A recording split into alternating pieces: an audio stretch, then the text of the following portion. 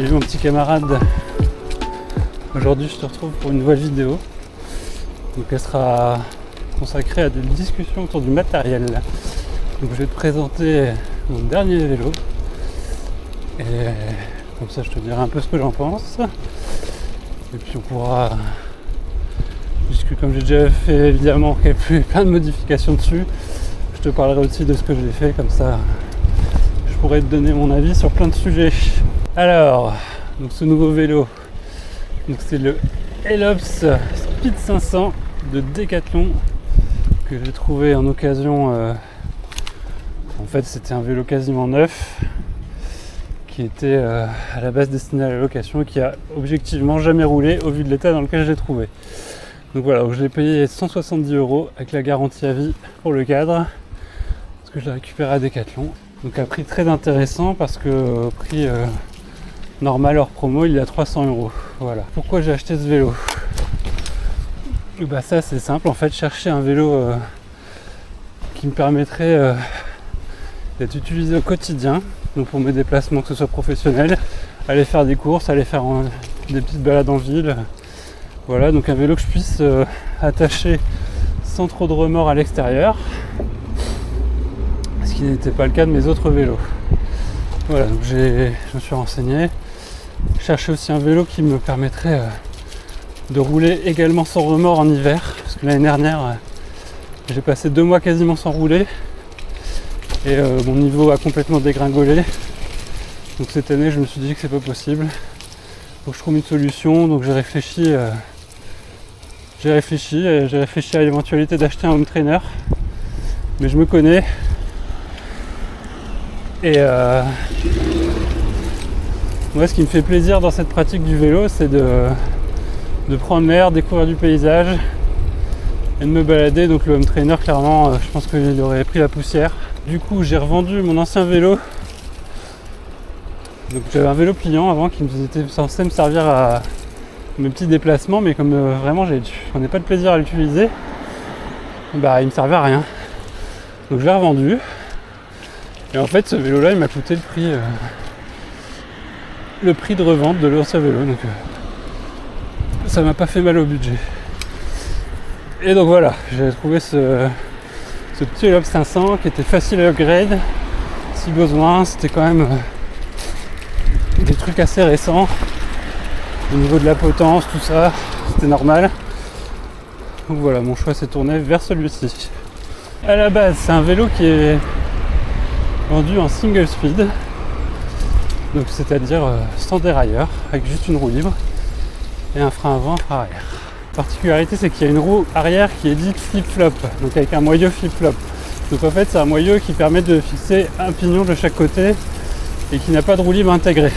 Le but, c'est de pouvoir en faire soit un pignon fixe, soit un single speed.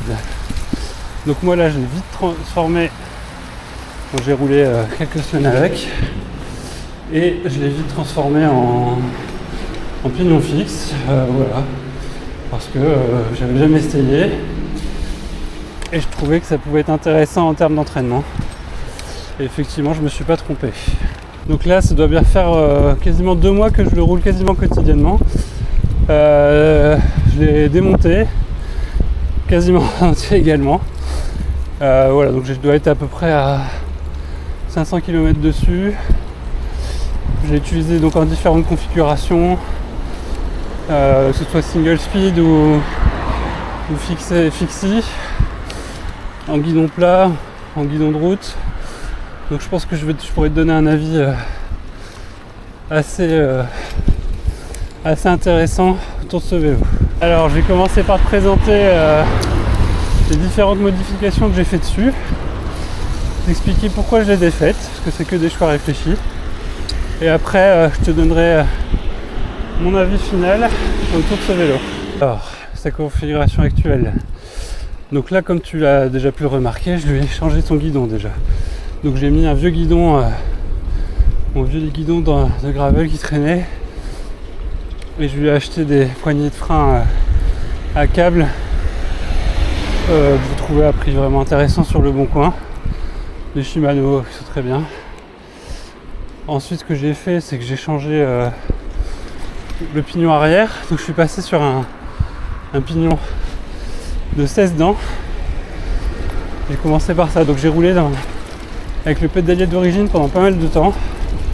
Donc j'étais en 44 devant et 16 derrière, franchement c'était top.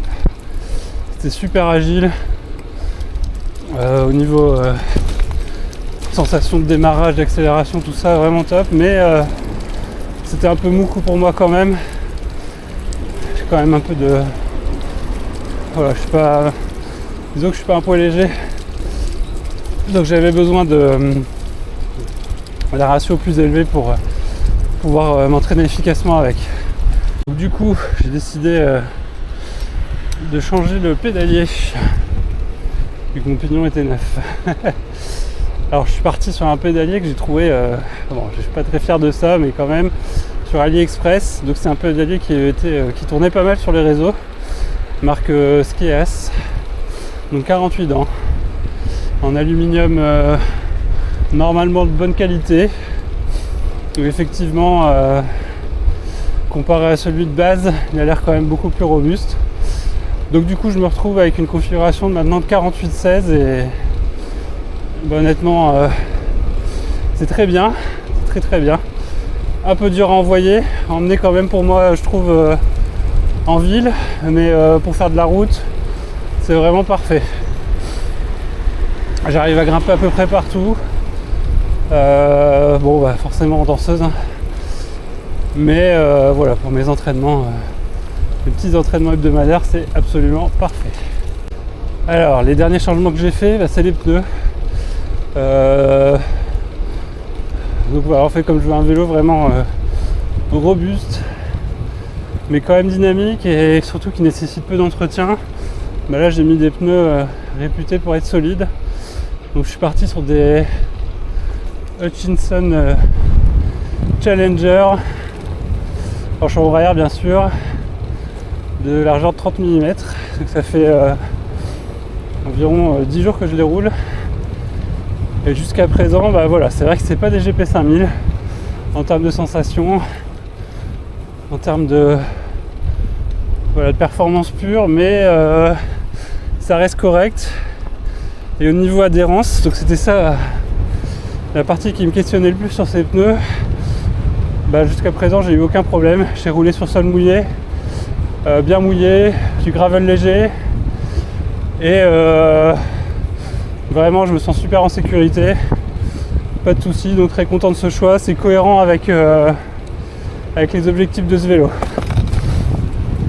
Je suis revenu en pignon fixe, mais j'ai laissé les freins. Voilà, ce pignon fixe. Pour ceux qui ne connaissent pas, en fait, la roue est entraînée par le mouvement de la transmission, que ce soit en avant ou en arrière, possibilité de rétro-pédaler, ce qui permet de ralentir la roue ou de freiner. Et franchement, c'est hyper dur de freiner, hein. Sans frein, c'est compliqué, en tout cas pour moi. Donc j'ai décidé de laisser les deux freins, même si le frein avant aurait probablement été suffisant. Je me suis dit qui peut le plus, peut le moins. Donc comme tu peux le voir dans cette configuration, vraiment, je voulais un vélo à peu près passe-partout. Donc là je suis sur en gros un chemin blanc humide. J'ai vraiment aucun problème. Les pneus tiennent parfaitement la route. Donc parfait.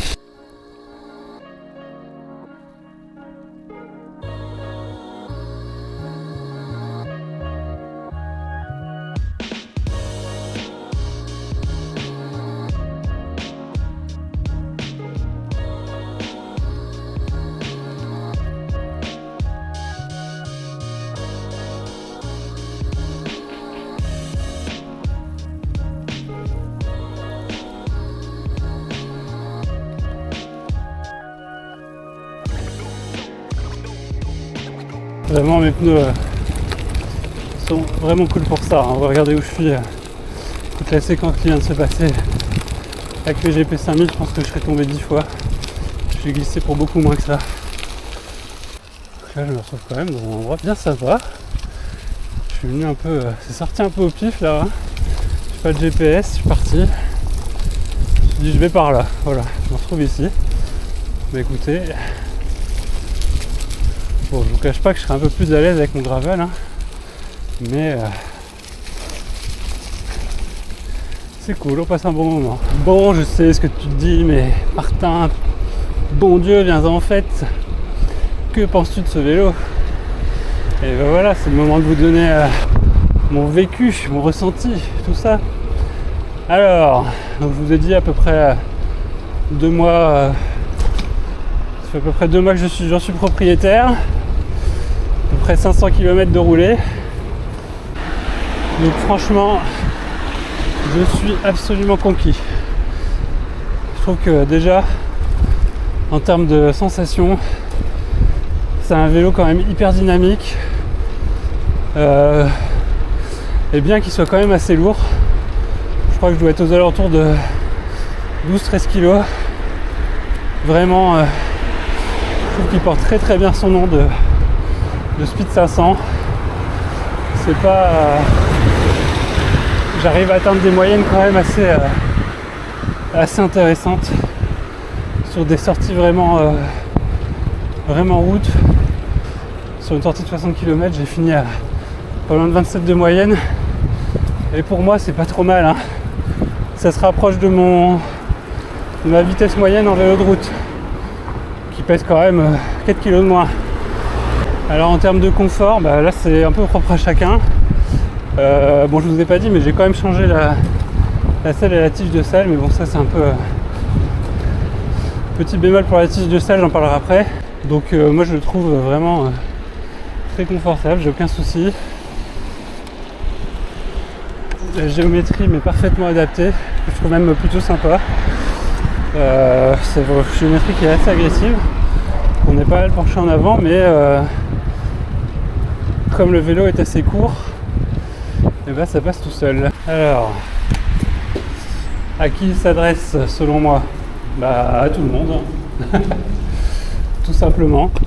Je pense aussi bien aux cyclistes occasionnels qui ont juste envie de se faire plaisir avec un bon petit vélo un peu sportif, aux gens qui l'utilisent au quotidien pour aller bosser, faire des courses, des choses comme ça, ou alors comme moi, les personnes qui cherchent un vélo d'entraînement, on va dire, réserve de faire quelques modifications pour l'adapter en fonction de sa pratique. Alors, si je peux, il y a des choses quand même qui m'ont un peu embêté sur ce vélo, c'est des choses que j'ai découvert uniquement en le bricolant. Donc alors déjà la tige de selle, elle n'est pas du tout réglable à la base, enfin c'est-à-dire en inclinaison, pour régler la hauteur mais pas l'inclinaison. Donc pour moi, vu que j'étais parti pour l'utiliser quand même pour des sorties relativement longues, hein, donc je pense que je n'irai pas au-delà des 80 km, mais quand même, donc plusieurs heures de selle, j'avais vraiment besoin d'adapter ça. Et le souci principal, c'est que c'est un diamètre particulier. Je crois qu'on est à 25,7, quelque chose comme ça. Alors que le standard actuel, c'est plutôt du 27,2. Donc j'ai eu pas mal de mal à trouver une tige de selle. J'en ai trouvé une sur Amazon, mais c'est une marque un peu obscure. Je sais pas trop ce que ça va valoir, on verra dans le temps. Mais voilà, donc bémol sur la tige de selle. Et le boîtier de pédalier aussi. J'ai vraiment eu du mal à démonter celui d'origine parce que je me suis dit bon, il n'avait pas bonne réputation et me connaissant, j'ai déjà exposé plusieurs boîtiers de pédalier carrés de mauvaise facture.